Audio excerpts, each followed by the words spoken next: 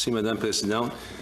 Minister, this week we've seen several damning media reports outlining several failures to get a handle on this pandemic over the crucial early stages of the process. Your government continually defers to the experts and defending those early failures, but ultimately the decisions and responsibilities for those decisions always rest with Cabinet. I'm concerned about your government's reliance solely on public health agency and not on the expertise of our military medical intelligence unit, who sounded the alarm way back in January. This unit relies on information not only from the World Health Organization, but also on intelligence shared amongst our Five Eye allies, including the U.S., whose intelligence was warning of this outbreak as far back as November 2019. So my question, Minister, to you is, why did we rely on a body that appears only to be parroting the World Health Organization and information coming from Communist China, and not on our military intelligence unit that was certainly providing a different picture if the Cabinet was willing to listen a few months ago? Well, thank you for the question. I can assure you that we have and will continue to consider all the sources of information that we have, and that will form our response.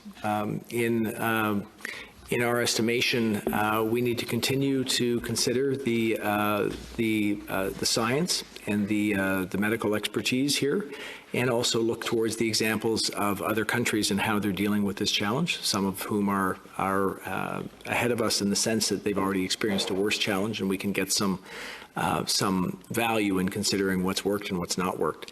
So we will consider all those sources of information, have done so, and I think it's important to do so. Well, Minister, again, we had intelligence information back in November and January that highlighted the danger of this and had an urgency underlined in their evaluation of things, where our health officials were saying back in January and February, certainly we shouldn't overreact and we shouldn't worry. So I think the Cabinet has to really look at why some of that intelligence information didn't get to the top and didn't get a fair hearing. Last time you and your colleagues were here, Minister, I cited a 2006 report which was prophetic in its warning about what we're seeing right now as far as lack of preparedness for equipment in this pandemic. The report recommended a federal stockpile, the one I asked Minister Haydu about, and she refused to answer last time you guys were here.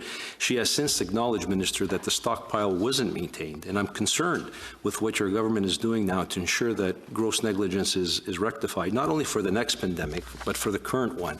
So my question, in addition to the tons of money which understandably we're putting out there for federal assistance to Canadians, have you entered into contractual discussions with manufacturers, not only to fulfill the current backlog need, but looking at setting up stockpiles in the future if there's a second wave or a third wave or another pandemic in the future, so we're better prepared?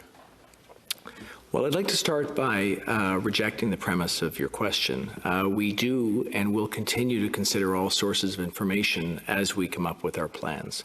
We will and will need to consider the situation that we're in and the preparedness that we have as we consider next steps.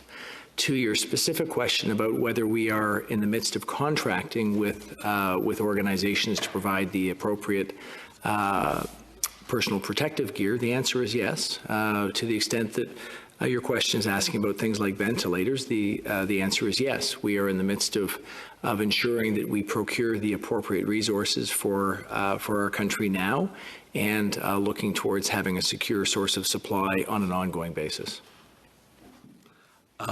My last question, Minister, has to do specifically with finances and directly involves the decisions you've made over the last 4 years. Your government decided to have deficit management funding approach to the last 4 years of our fiscal policy.